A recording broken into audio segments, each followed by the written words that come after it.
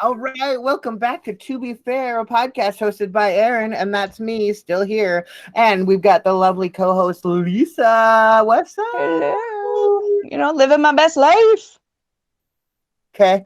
And of course, we have some guests today, which today is the mid-season premiere of season 2 of our podcast. We've taken a little bit of a break to enjoy some of this beautiful weather we've had, although we've gotten toasted and roasted a few of those days, but we've been dealing with some pretty nice stuff lately.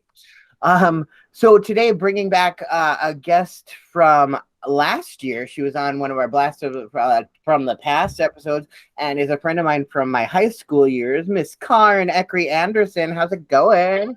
Awesome. I'm just out here in the forest rocking out. She lives with the woodland creatures.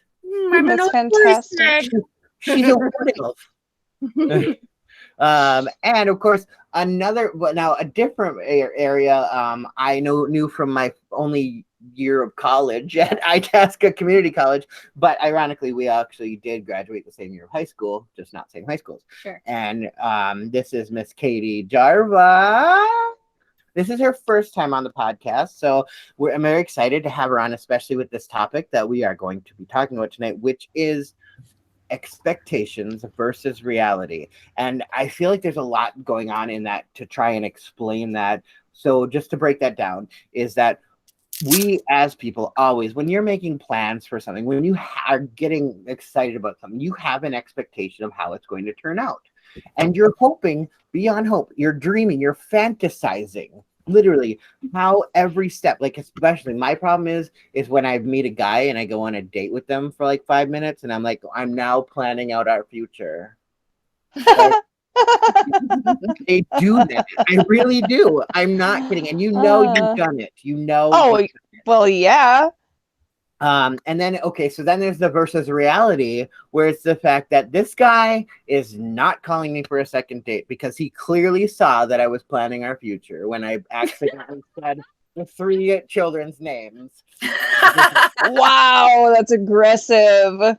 Yeah, so there's no longer another date. So there's my reality. So therefore, suddenly I have gone through a whole depression and mourned and grieved the loss of the future that never was going to happen.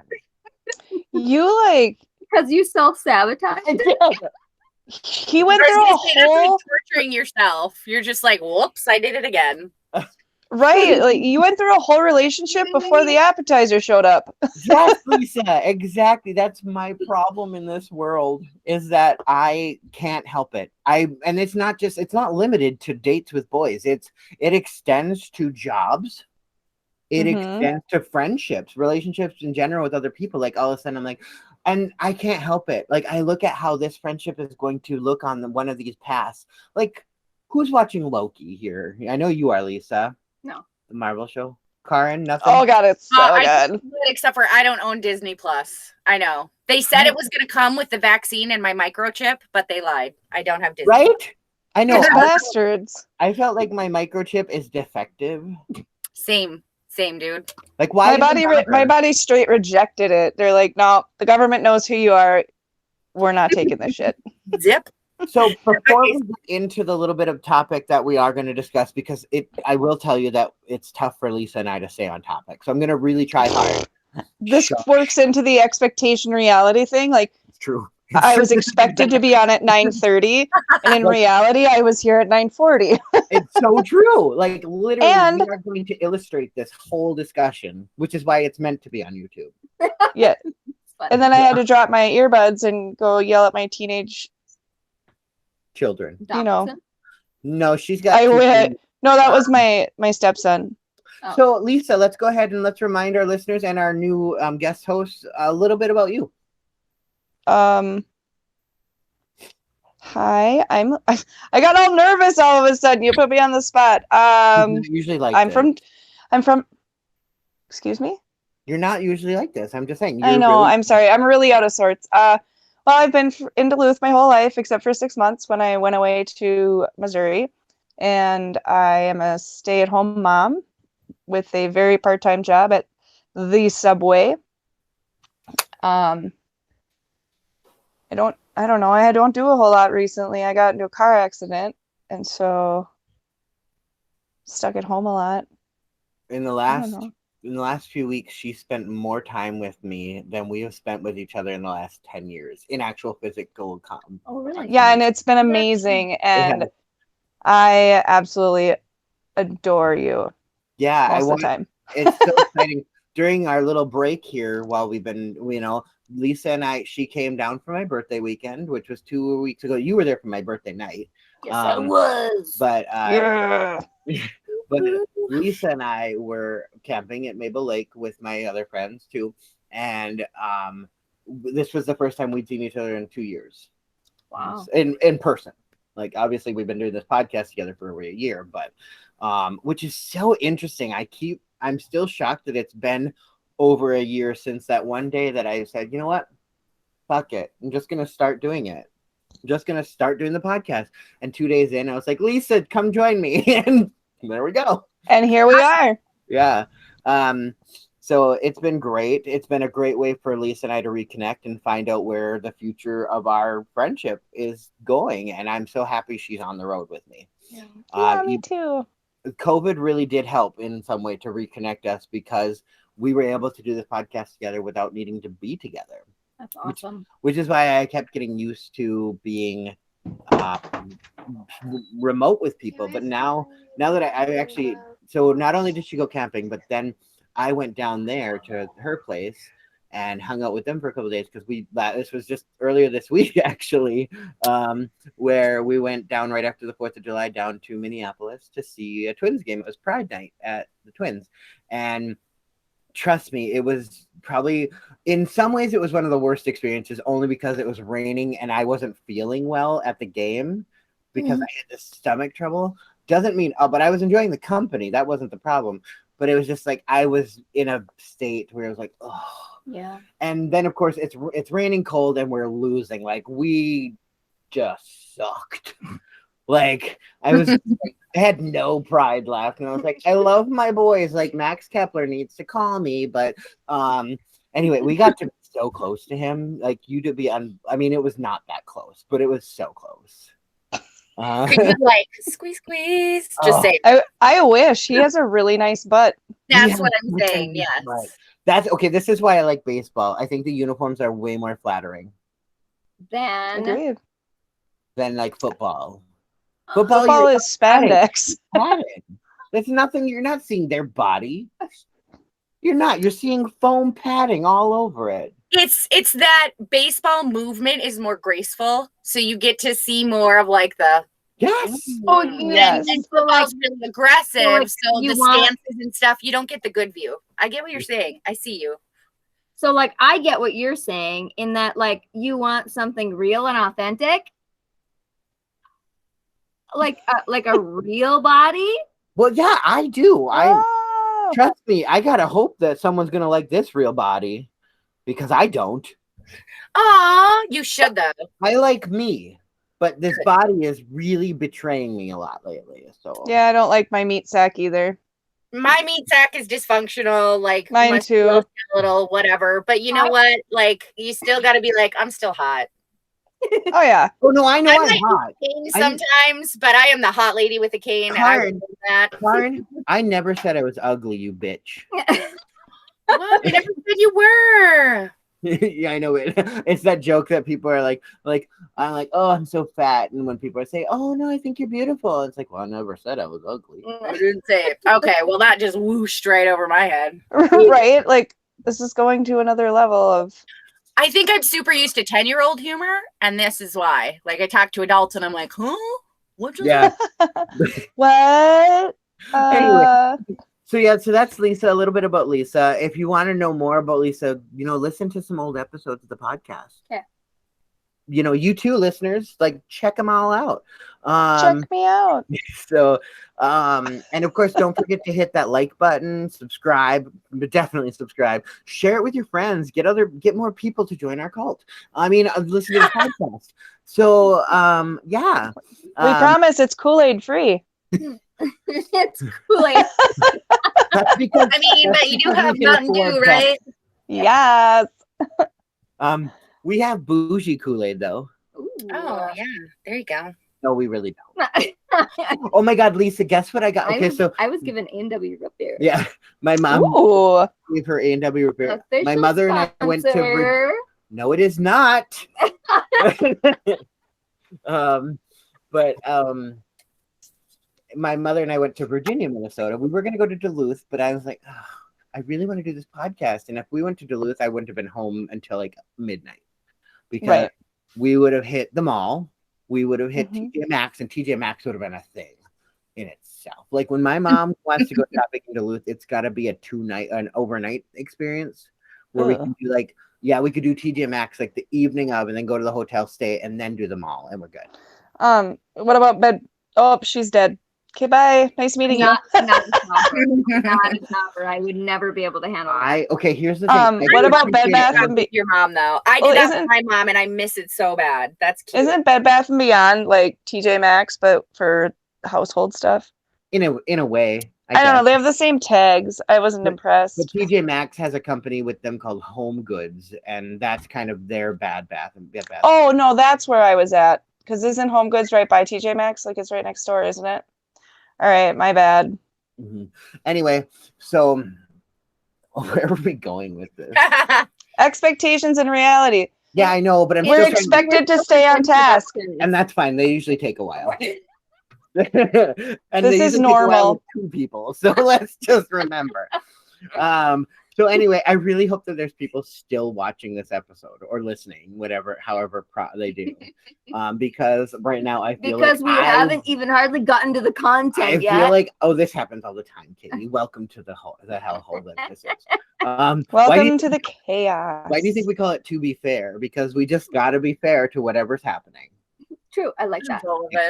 We're about organic conversation. It's really how I like that. Yes, I have show notes in my mind. I don't have it written out. I know I'm an improv actor, so I'm improvising a lot with the fact that we will touch on expectations versus reality, but we're also going to clearly present it. Yes. Yeah. So let's get Carin a little bit. Let's talk a little bit about Miss Carin. Oh, and you know what? I think I put her on the spot. No, it's fine. I'm actually, first of all, I'm being absolutely swarmed by mosquitoes. So if you see me doing this, I'm not like spazzing out. You're not voguing?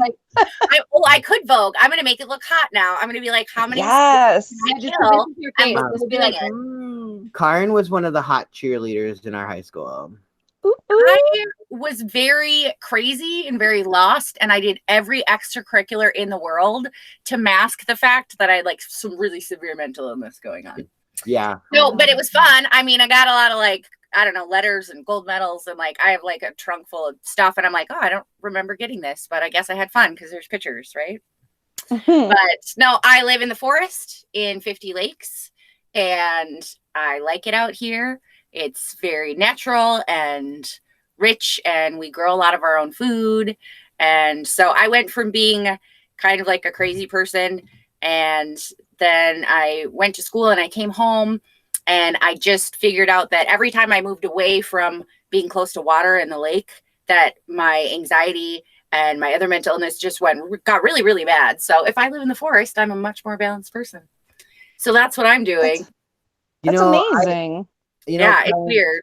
I just want to say, I also therapy, medication, all the good things you have to do for yourself, but it very much is I do have like a situational thing where if I'm really close to nature and I'm doing my thing, it's something about it. And I think I just got spoiled because I grew up on the lake. And so I think it's just still so much part of me that's where I'm anchored. I don't know.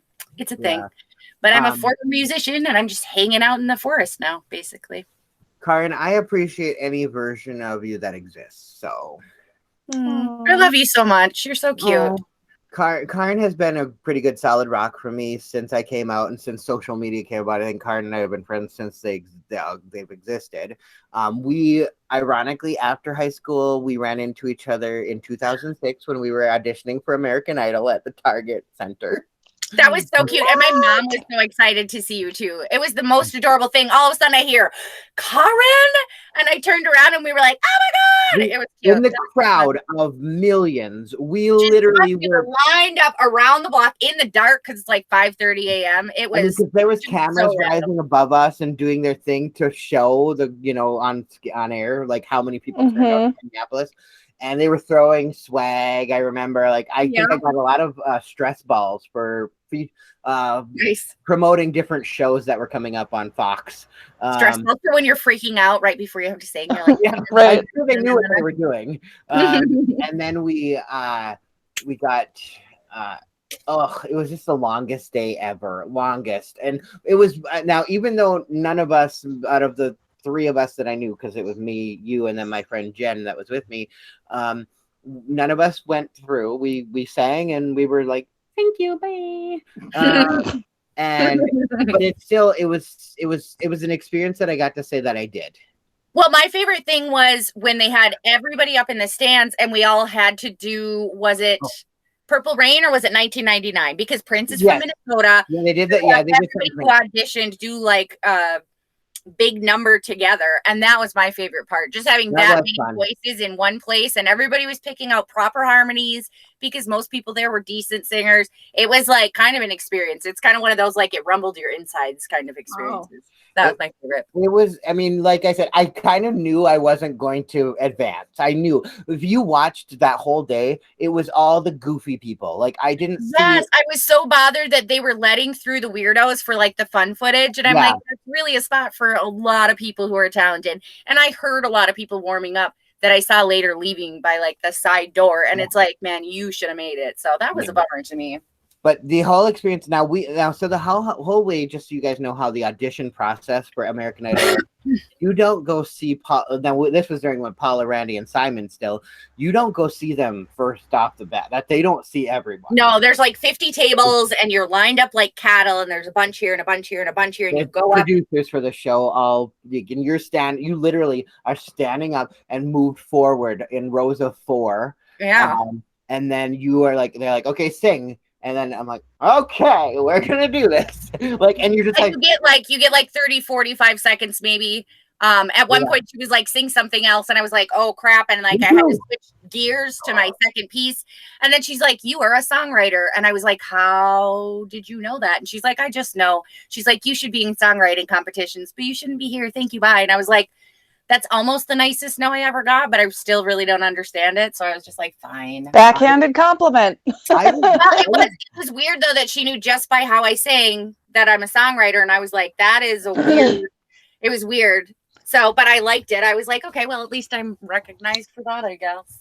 Now that is a really good way of talking about expectations versus reality. I'll just tell you that. Nice. Yeah. Thank you.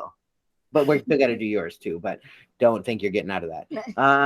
But anyway, it's one of those times it really does help illustrate the expectations versus reality, because I didn't know what I was going in for. So I didn't know what to expect with American Idol, which makes my anxiety even worse. Mm. When you don't know, because like when you watch the show, you don't know. And there wasn't a lot of internet out there for you to look up how does the experience of auditions work. Like this was the 6th season. This was the year that I know Adam Lambert was the runner-up. Particular, because it was the season before was Catherine McPhee, and the guy who won, he was like a soul guy. Oh gosh, but he didn't do much after. He like Ruben stuttered.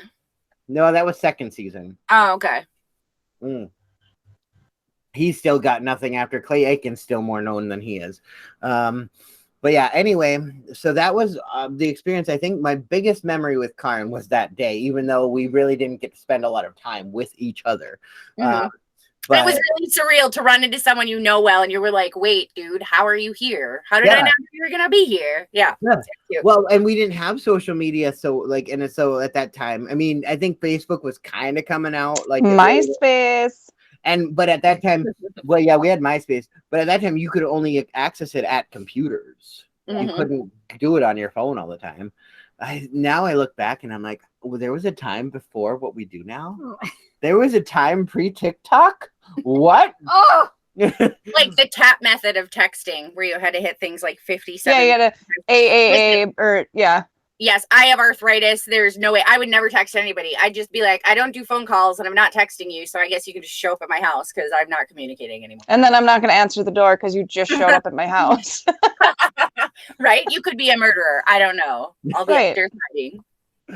This is getting out of hand. All right, what about our last guest? Together. Well, This is thank you. you, Lisa. Thank you. You're welcome. And so, of course, our newest, first, like her premiere on the show is the lovely Miss Katie Jarva here, who is just like living for herself right now. I love it. So Katie and I know each other from about 20 years now. Yeah. Yep. I like to say that. I really ask Lisa. I really like to remind our age in these. She hates it so much, but she goes through with it. But I do. I tend to be like, it was so long ago. Oh my God, we've been friends since before Google. We were. Oh, that's a weird one. I do stuff like that to my kid though, and it's always fun. And yeah, anyway, so we met in Itasca Community College. You were doing a production with the theater group, the very small theater So were you? department. I wasn't in it. Which one? I wasn't in the Fantastics. Yes, you were. No. I thought you were a side cast. I wish I would have been, but no, I didn't do that. Well, that's probably why we're still friends. Yeah. It was the Fantastics. I don't know if you're familiar with that musical. And I was cast as one of the major. She was one of the leads. Yeah, one of the leads. And I was like, everybody's going to show up and know their lines. So, yeah. So it's also funny because this is at the same time where Lisa, this is how we're going to connect the bacon here. Is the fact that this is the same time I met Kat Playstead. Oh, I remember Kat. She was in the Fantastics with her. Yes, she was. Now, That's my mom. Too bad. You're saying this on the podcast, Lisa, just being aware. You know. Sorry. I just want you to know. I don't know if she watches. It's too bad that the three of you couldn't be in the play together. Anyway, Kat brought me, after I got to know her, I think you might have come once or twice when we'd go down to Stargate for dry nights. Do you ever come with us? Only if Angela was involved. Oh my God, Angela Baird. I know you met her, Lisa. I just don't know how to explain her. I know she was in town recently. Unexplainable. Too. She was in town recently, and then she got hurt really bad. She was riding a bike, and she fell into like a sinkhole. Yeah, things like that happened to her. So I can relate. So anyway, that we're not here to talk about that, but that's an expectation versus reality. I'm on a lovely bike ride. Just kidding. Just kidding. The problem was this bike ride was at night in the dark. Yeah. Well, that's her own fault then. Yeah, I have no sympathy. After round and found out moment. My expectations as like a lead member, cast member of a play was that everyone was going to memorize their lines when like they had like 5% of the script to memorize, whereas I had 100% of the script to memorize. And then I was up there like helping out my cast members being like, this is your line. Like, you guys. Sweetie, you need to do more theater. Like, that's how it works. You are always going to have other actors that are not as prepared as you. Yeah, but in retrospect, because I was such a I don't even know how anyone is even friends with me after that experience, because I was just like, when I did shows though, it was always harder for me to like be focused if I had a smaller part. I don't know why. It's like the bigger part has pressure, and so you're like in it, you're living it. When you have a smaller part, you're like, okay, this is chill, I can do this, all right. And it's just I think it's a little less focused because you just have that little piece, so you think, okay, it's only a little piece. I don't know. That was how I was too. Sorry, you would have hated me. So the last time I was a lead in a show was probably about 3 years ago. I did The Odd Couple, and I was Felix, and it was done by the Garner's Players and the IFC at the Rife. And so I had a lot of fun doing that part, because that show, Neil Simon work, is tough. Mm-hmm. Like, luckily I'm an improv actor that I mean, because I'm pretty sure I did not always stick to script, but I always made sure I knew that my lines were at least in that topic. What? Oh, I was just saying that would have driven me insane. Yeah, but so luckily How's that? Josh, who was playing Oscar, he was similar to me, so we got to work with the director because we didn't bring in the other cast all the time when it was literally trying to work our dynamics as the odd couple. So we ended up having to improv a lot. And then I got to the rest of the cast. We kind of just all improv'd this whole thing together. We also advanced it from being in the 60s to taking place in the early 2000s. Fun. Back when we had flip cell phones. Yeah. And that's a fun juxtaposition because there's a lot of weird stuff you can do with the early aughts. Yeah. Well, and texting was about 25 cents a message, probably. Unless you did it after 9. Unless you had a plan. So annoying. Yeah. Yeah. And so we were living in New York, the characters. And so we, instead of having like telegrams, we were, we mentioned texts or something. And so it was a lot of fun. But there is pressure when you're a lead to get these lines right. And so I was studying those lines, but my problem is that to organically put me into the character, there were some things I had to improv a little bit more. So we didn't block a lot. Sure. It was like Josh and I would just at least improv our mannerisms and actions. They would change. Unless it was something like if we were supposed to physically fight or something, or like something happened, like the choreography of sorts, then we tried to stay as close to the blocking as we could. So that no one got hurt. But talk about expectations versus reality. Theater is one of the worst places to have. The Nice and the Nasty, you and Angela and I were involved in that fight scene. I do. And that's the show we worked on together. I wasn't in the cast, but I was helping with the show. Okay. So I was there all the time. That's why you probably thought of me in a show with you. I did, yeah. Yeah. Yes, I do remember. That show was fantastic. That's a pun. But The Nice and the Nasty was such a great story because it was the stupidest story ever, but it was put together so well that you didn't notice. Yeah. Nice. Like that's how I have to explain that, because it has just it's like all slapstick comedy and just ridiculousness, kind of like that. Carin, that was excellent timing. That was great. Slapstick comedy, and you just clapped your hands. Clap. I know. I did not do that on purpose. I'm seriously getting eaten alive. It's amazing. One of my most memorable moments about The Nice and the Nasty was that I had no idea how to pronounce superfluous.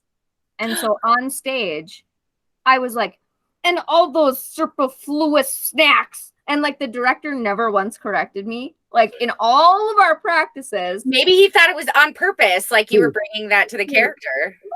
Oh, no, I had no idea what superfluous meant. And so I was like, superfluous. Like, that's what You're just extra. Like Ehryn, so he is very superfluous. Superfluous. It's just a fun word. I'm super something. Definitely. Supercalifragilisticexpialidocious. Well, there's the term extra, and then I like to think of myself as ultra super extra. Nice. You girl, like now. There's extra. I call him David all the time. He's my David. Yeah. I wish I was that fantastic. You are damn close, though. I just want to let you know that. And I appreciate that. I do appreciate that. But I'm like, I wish I was as witty as David. Like, I know that I'm intelligent and I have my own wit, but I really wish I could. David had a script, you know? You don't. Like, I also wish I was Jonathan Van Ness from Queer Eye. He's adorable. Anybody who doesn't love him just has problems. Yeah, we don't love him. He's best known as Gay Jesus. That's funny. For a reason. But yeah, so have you watched Queer Eye? No. Girl, you missing out. I live in Warba and I have Fox and ABC, you guys. That's wild, man. You don't have the internet? You need to find friends to borrow code terms. You can just stream everything. Paul Bunyan, hear me out, Paul Bunyan. You brought your satellite, or what is it? Not satellite, but like the actual internet 2 miles from our house, and then stopped. Yeah, they've been doing no. Okay. If you're That in like happened, that it was like that out here kind of when we first lived here too. Like you had nothing. Lisa, welcome to rural Minnesota. Yes. Mm-hmm. Well, But you have electricity and running water, so like yes. I will say between where Carin lives and between where Katie lives, they're probably the most rural you can get in this area. Kind of, yeah. I dig it though. It's nice. Way less people-y. Listen, if you don't have a ton of neighbors that are really close by, you kind of get to do what you want. We can run around in our yard naked if we felt like it. So, you know. Yeah, that was awkward and fantastic. It is awkward and fantastic. You know, just get to Just be to have the option. Yeah. And Lisa, you've seen where I grew up in Reamer. Yeah. Carin obviously has at one point, I'm sure. Mm-hmm. I grew up in West Duluth, so not rural at all. No. I love Duluth so much. That's how Lisa and I know each other. I was getting to the point of Kat Playstead from the shows. I was friends with her, and she would bring me to dry nights at Stargate, which Stargate is also home to a sister bar that's owned by the same people. It's just another bar in the building called Builders, which is the karaoke bar.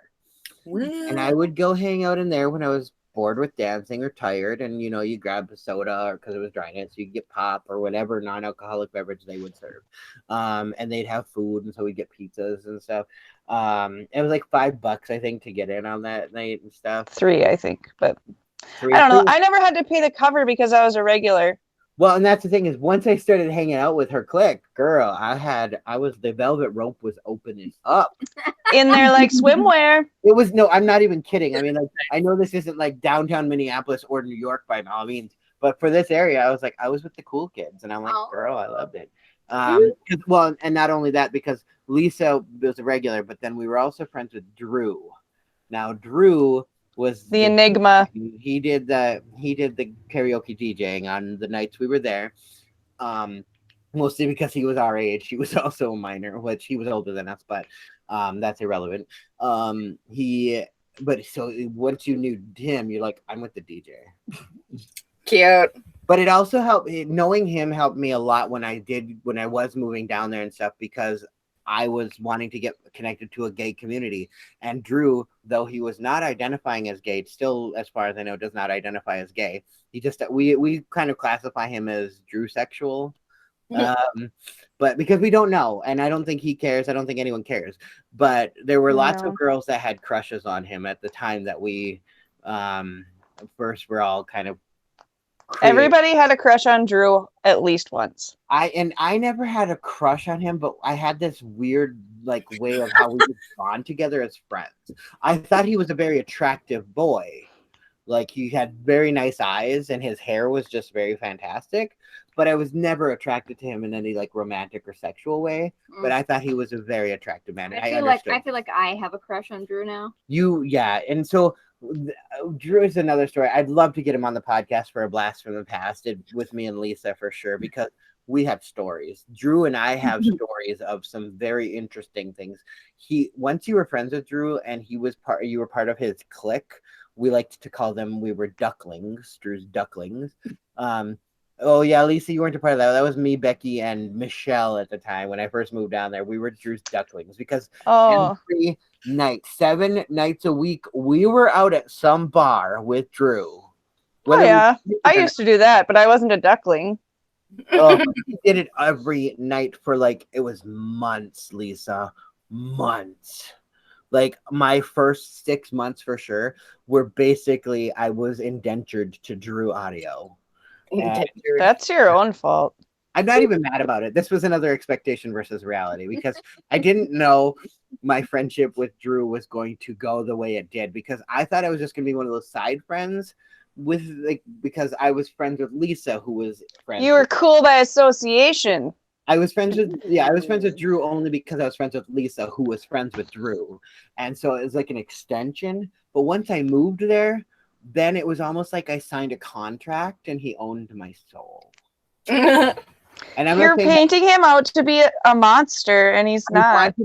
Thank you, Lisa, because I want to clarify that, because this was not him doing that to me. This is just what happens with Drew. For some reason, you're just so drawn to the spirit and human that he is, and you get in this friendship with him, and I was wanting new friendships, and this was big for me because I was in a new area. I was able to be more myself, with people who accepted me, and Drew was one of the best people because he was accepting of everyone, like everyone. He's got huge energy that draws people constantly. So like that charisma.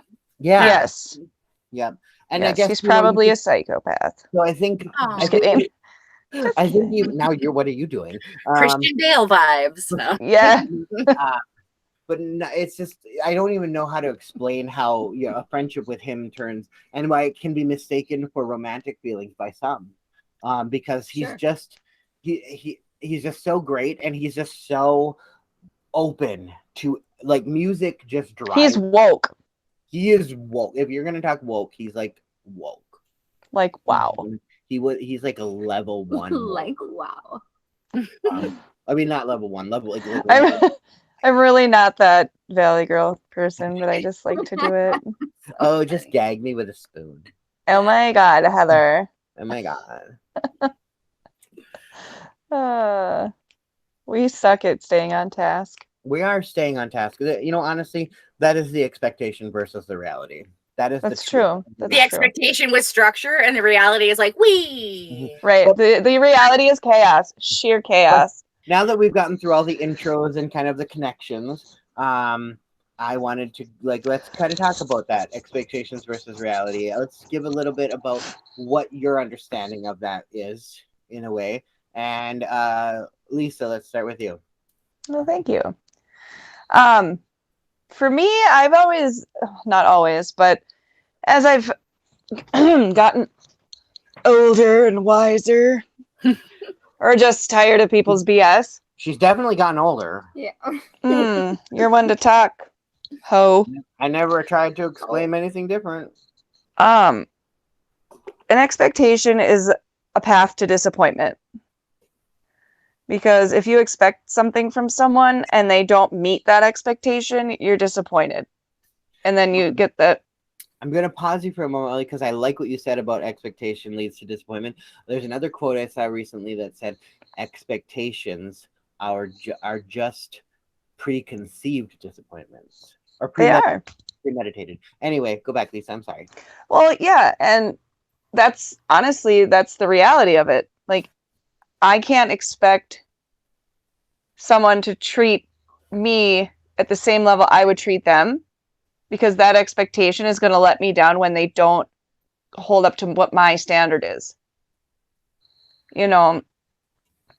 I maybe expect too much of the kids sometimes, when, that hurt. In reality, it's something bigger. Like what's going on with them is bigger than, just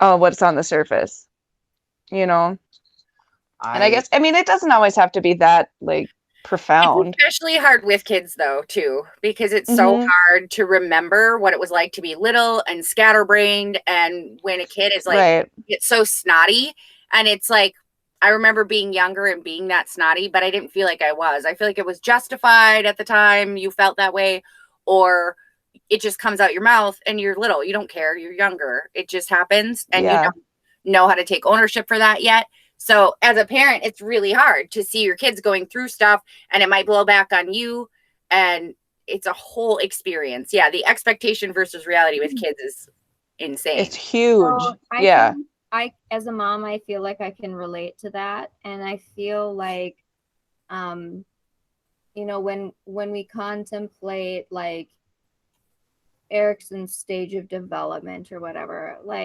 you just think of what your expectations of children are, as long as they are developmentally within their stages, then maybe you're less apt to get irritated. And yet at the same time, what I feel for myself is that I was putting all this effort into parenting them. And so therefore I expected that they would be responding to my parenting. And then when they didn't, even though it was developmentally appropriate for them, the reality of their developmentally appropriate behavior was in contrast to my expectation of myself as a parent. Because you thought the work you put in would get exponential growth this way. And kids don't always just go this way. It's over here and over here and over here. Yeah. Absolutely. Yep. Like in a way, like an investment. You're investing all this, like, like these lessons that you are trying to put in and teach them how to function as humans. Right. So they can succeed in life. Yes. And we were all kids once, and we all had our issues. I hate that we're actually talking like this now. I was a giant asshole when I was a teenager. There's just no other way to put it. Yeah, I was mean. And I was really a mean girl. Yeah. Aww. I wasn't mean to other kids, but I was mean as hell to anybody who hurt someone I liked, and anybody who got in my way, and like my family, if we were at odds, and like I was horrible. Like I would take every good thing I knew about you and I would weaponize it. It was horrible. And still I remember those times, and I don't remember thinking that was a bad thing to do. You know what I mean? So like as a parent, I try to step back. If my kid is freaking out or being really horrible, I have to step back and just be like, okay, what is actually happening in his head right now? Yeah. Because you know that he's not on purpose trying to harm people, but at the same time, that's what's coming out of his mouth. And that's a reaction to something. Yeah. So absolutely. That happens in my adult relationships. You know, with I feel like societally we expect so much from one another. You know, like we expect our partners to know what we want. Thank you, Lisa. You know, actually, that I'm so glad that's one of the major points I really wanted us to touch on when it came to this topic, because relationships are one of those places where expectations and reality are going to be probably the most hell. And and not even romantic relationships, friendships too. You know, you get that when you have that expectation that someone should know what you're thinking or what you want, or you have the expectation that that you hold them to the same level as yourself, even though you're two different people. You know, you say black, I say gray. You know, it's just, I don't know. No, I'm rambling. I know what you're saying. No, you're absolutely right, though. Even if it's a ramble, I mean, you're spot on, because any relationship with anyone, it gets like that. When Jesse and I were first married, as soon as we had Leo, the entire dynamic changed, and we didn't have enough time to communicate. So it was just constantly like we were either great or we were horrible, and there was no like middle ground. And it gets like this. If you really expect your other person, whether it be a friend or a spouse or a kid, if you expect people to know your boundaries and know the respect you want without communicating that or having the time or having the bond available at the moment, then it falls apart. And the person hurt most is you, because you thought it was going to be right here. It's supposed to be right here because I feel this way. It should be here. And you don't know what the other person is doing. So yeah, that expectation versus reality in relationships can be icky and hard to navigate, and it can really throw you off. Like I know my bad mental health days usually will come from a really big upheaval in a relationship. Like that's still my one hurdle. So ramble or not, nail on the head. Well, yeah, that's just happened with me. The smallest thing turned into this huge blowout, and I mean, like I went from 0 to rage in about 10 seconds. Is this recent, or is this something I know about that I was there? No, this was yesterday. I feel for, like, because I think everybody that is part of Lisa's little family dynamic in the household, they're all amazing human beings.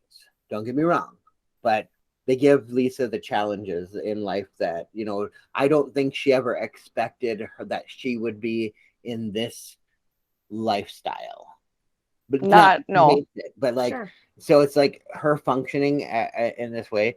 You have to like teach yourself to be a mom with teenagers. You didn't. Like I came in and they're 13 and 14. Yeah. So you didn't get the early bond anyways. So you don't really know how to read all their cues and their stuff right away. Well, and that's actually that's kind of funny, because their dad and I dated when they were little, like when they were 3 and 4. So I had a little bit of that, but I mean, 10 years goes by and a lot changes, you know, and for me, it's, Troy's been a single dad for most, you know, of their lives. And for me, I come back in the picture and I have expectations. I expect respect from you. I expect you that's to. An expectation that should be reality, though. Well, right. But once you get the whole story and you get the whole picture of, you know, what they've been, you know, how it's been and what they've experienced and all that stuff, I don't want to say that I've lowered my expectations, but I've learned that I have to communicate differently with each of them. So I have a question about that. Did you feel like, and I don't want to put words in your mouth, but just based on this impression, did you feel like basically you had to demonstrate a warranted respect from them? Like, I am someone that you can respect and that you should. That's an interesting perspective. That's a good question. Like, respect begets respect. So as the adult in the room, you have to be the bigger person first. Is that kind of what you're saying? Yeah, and you know what? That I do struggle with, because I bet I have a hard time when I'm being, you know, screamed and yelled at by a teenager, because I do a lot of comparing. I expect them to act like I did when I was a teenager. You know, I respected my parents. Not to say they don't respect us, but then I grew up completely different than them. And if I expect them to act and react to situations like I did, it's not fair, because the reality is they grew up in an entirely different environment than I did. Yeah.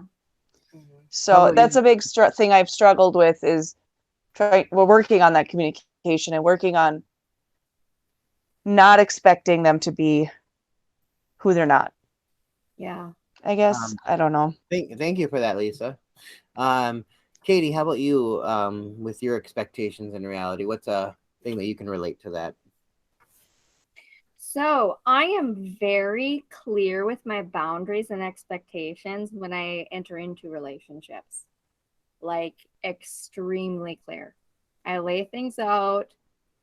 And typically what happens is that another person, if it's a romantic relationship anyways, they use that information like, oh, this is exactly how I can manipulate her. Are you going with a specific old relationship, or have you had this happen with multiple? Repeatedly. Okay. Yeah. I know about one. I'm just saying. This is a pattern. Yeah, that one is overt in the sense that it's like, I don't even think we can talk about that undeniable. Yeah.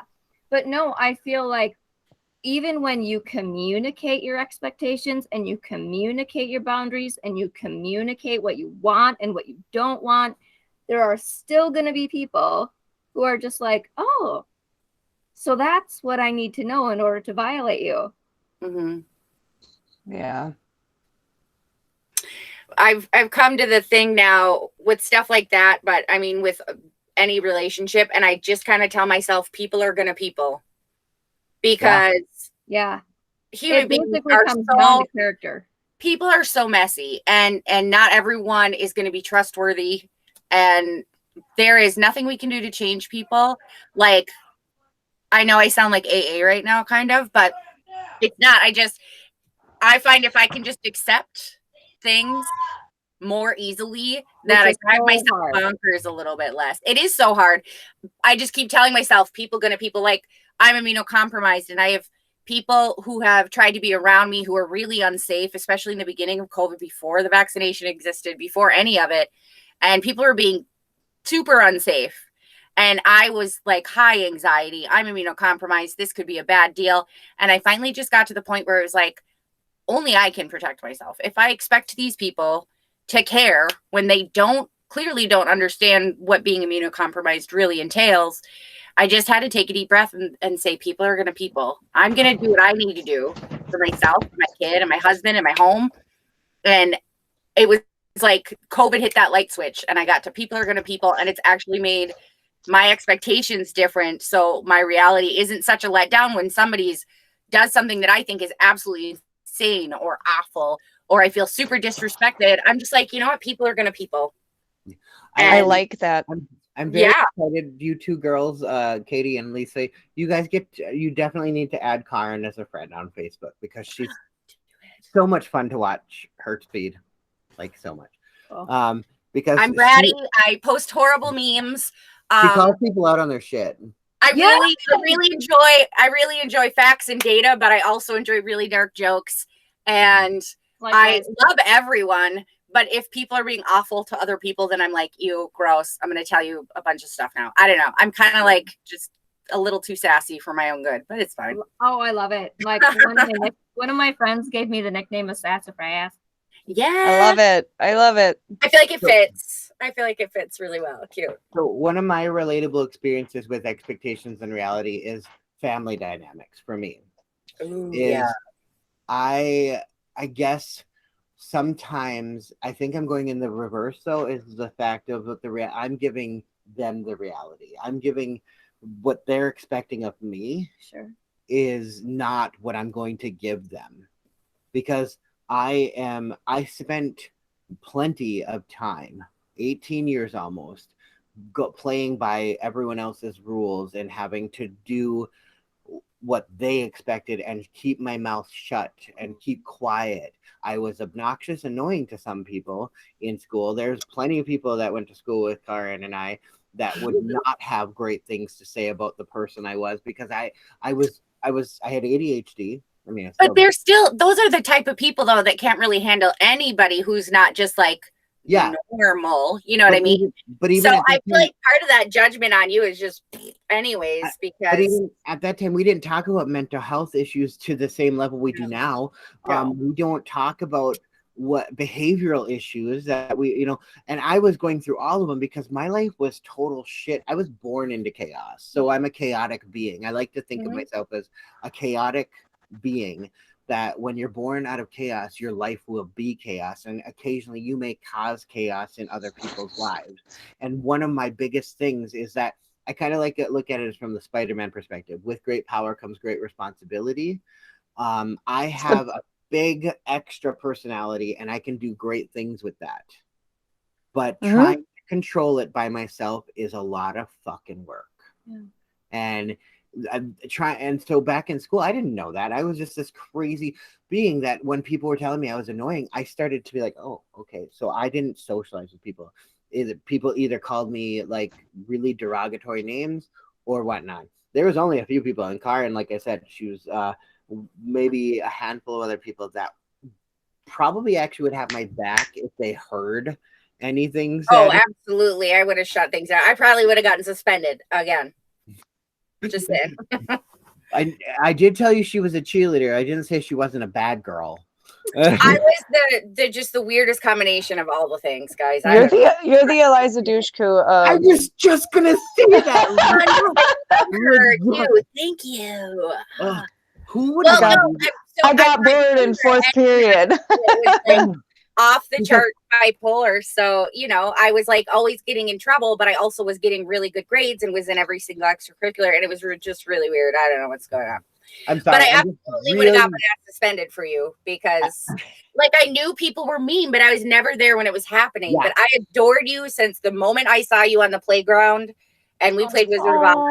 And I was like this tiny buddy. And it was just a whole deal. And every time we were not ever in the same classes, but every time we saw each other, it was just like, a little fun fest. We played Wizard of Oz a lot out on the playground. We had a few of the kids that played with us too. I legit brought these, my own little ruby slippers, and they didn't care that I wanted to be the girl parts. No, it was super fun. We were little kids. They didn't, and then as it grew into high school, I got a lot of pressure, people changing how they treated me. But there were so many people. I always like to make sure people know that there were so many people in Reamer that were kind as well. There were plenty of people for me that I can say I have pleasant memories with in school. It was the 90s though, and acceptance wasn't really a thing. And walking on eggshells and being in the closet was kind of the norm for anyone. And during school years, my expectations were I watched Sabrina the Teenage Witch and I watched Buffy the Vampire Slayer. Those are two contrasting types of high school experiences, but they're supernatural no matter what. So my expectations of the world were to have daily weird things that would wrap and solve them up in half an hour. How was it that hard? Why was it so hard for all of the people in my life to give me that? That's what I expected. That's escapism through fantasy. It's a coping skill. Yeah.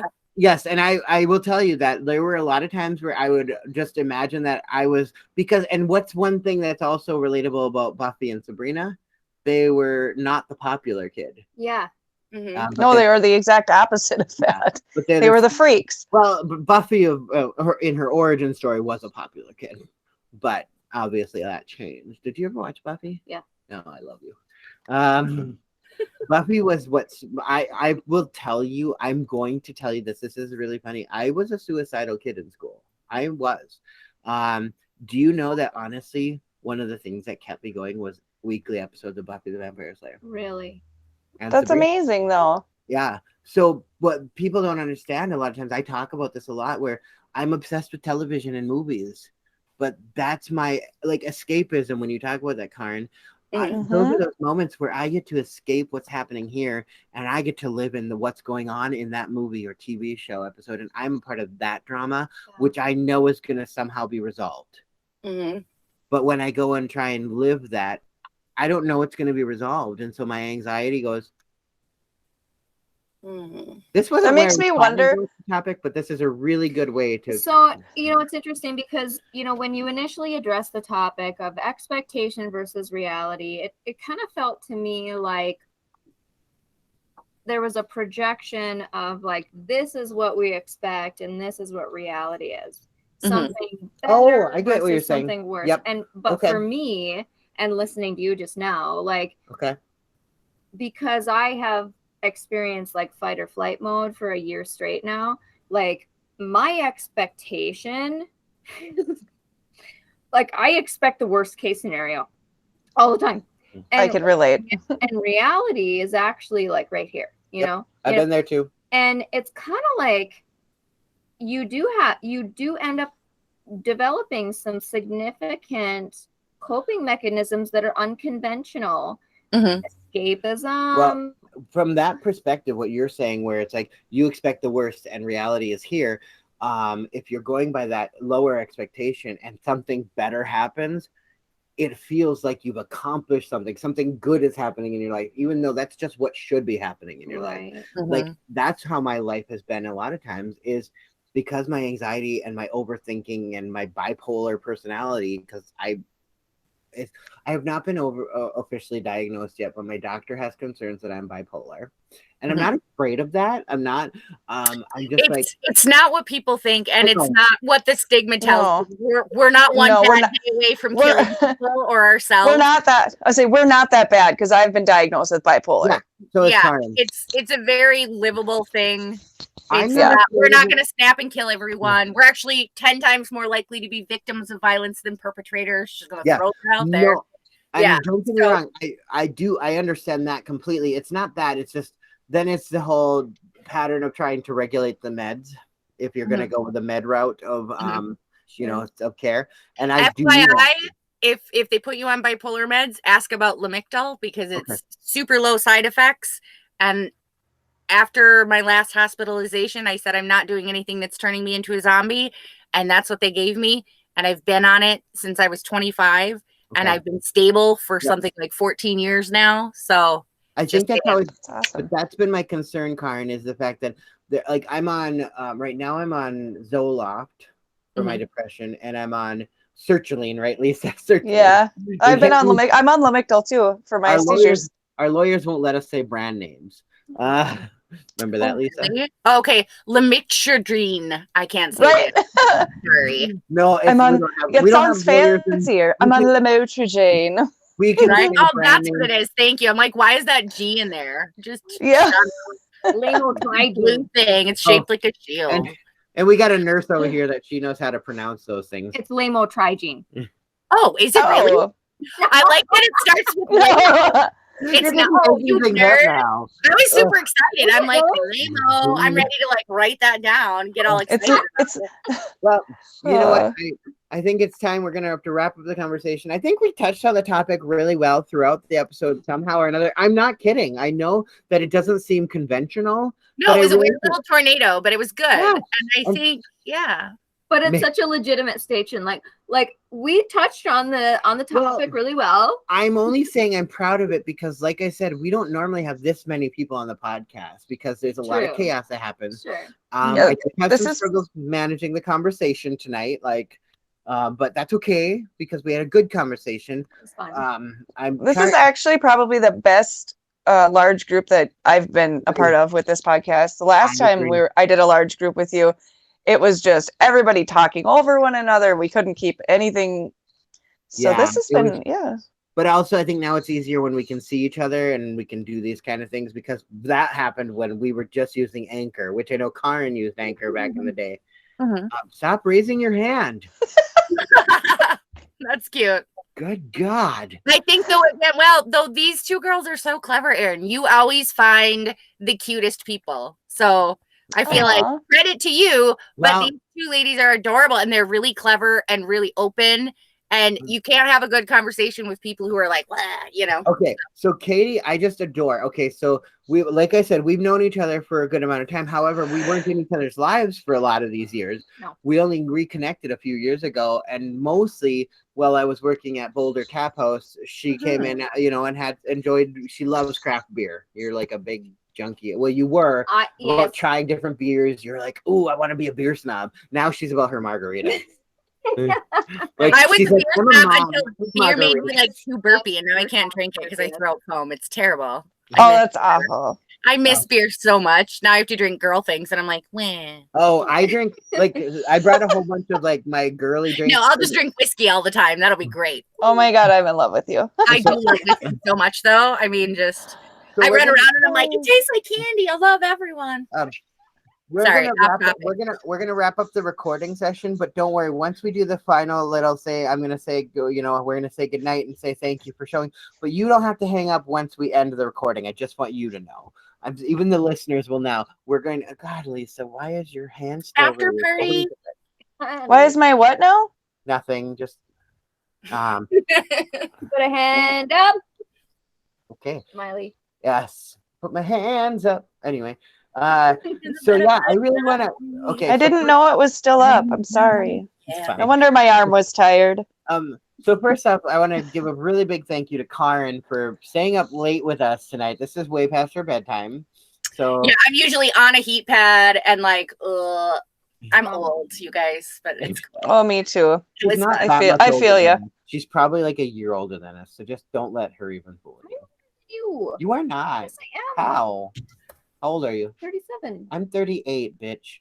I'm 39, bitches. I thought he was 4 years younger than I am. The day that that's a compliment. Mm-hmm.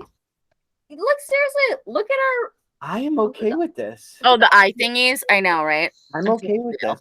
Hey, my bags have bags. The day that no, it's fine. Don't worry. I do not make a big deal about the pronouns, even though I respect the fact. No, but I would like to try. I prefer they thems if we can go with it, but I'm not aggressive about it because we're in a world that it's a tough one, and that's going to be a topic later on. Plural. Yeah, I have known you differently for a while, so it will take me a hot minute, but I will work on it. And that's why I'm not aggressive about it. I mean, also given where I live, I would just like a non-gender singular pronoun. Yeah. Can we just? Why is the default he? Okay. You know what I mean? Even in literature and stuff, default is it's weird. We're gonna bring you two on for our topic about gender and gender, the different genders that there are. Where even though if you talk to someone on the other side of the fence, they're gonna say there's only two genders, and I'm like, science. Yes. What just happened over there? Did you hear that, or did you? Yes, both. You're like science. Sabrina the Teenage Witch movie. It was physics essentially. It was a waving of the wand. All right. Yes. So Carin, thank you so much for joining us. It was so good to have you back on the podcast. You bring such a good conversation. You know, I know that you're a big sharer about your mental health story as well. And that's one of the things that I appreciate is that a lot more of us need to be sharing our stories because we're at this point. I love that I'm part of a lifestyle that gets to talk about our mental health because I grew up not like you're not supposed to. No, dirty laundry. Don't need to hear. No, you're an overshare. I'm like, but I need help. Yeah. But yeah. No, you don't. Suck it up. Yeah. Samesies. Absolutely. Absolutely. It's like, why can't I ask for help? You say I'm supposed to, and then somehow when we're adults, we're not supposed to do that. Yeah, I'm not like, that kind of help, though. come on. Not that kind of help. Come Help on. with your homework, not help with your brain, right? Yeah. Right. Yeah. All right, and Katie, thank you so much for coming on into town here and getting on this video with me. It's been fun. This is the first time I've actually had a podcast where somebody's on the camera with me. Which is dumb because I was at your house. We were going to do it several times. And then we were going to, when I was over there with her, we were going to vlog to do some more promotions for the I podcast. thought that you guys were initially gonna say like, well, that was dumb because like I was at your house and we still had to shoot it from separate rooms. That would have been the best thing ever. That could have been really funny. That could have We're been really I'm funny. recording remotely from Aaron's living room. No, get real weird about it and be like, I am in the bathtub. That's what Yes. The acoustics would be fantastic. Wait, you know what? Next time we do this, I'm sitting in the double bath. I'm literally just Yes. You know, and I'm once gonna be like, once it gets to the cooler months, we're gonna record an episode in one of my friend Kai's saunas. Oh, fun. Yeah. Lisa's like, I will do remote. Right.